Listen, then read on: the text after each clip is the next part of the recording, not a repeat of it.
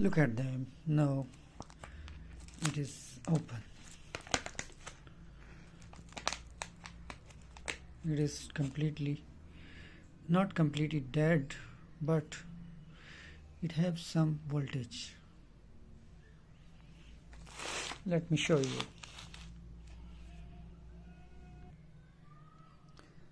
Look at this.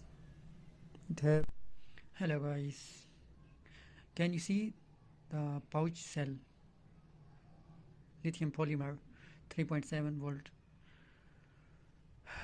It is high discharge cell, so you can see how these cells after few months are how is swelling these cells. Look at this. This cell is very much swelling, and this is also swelling. In one battery 16S, 3 cells are swelling. This one is also swelling. So this battery thymals are very thick and very low quality.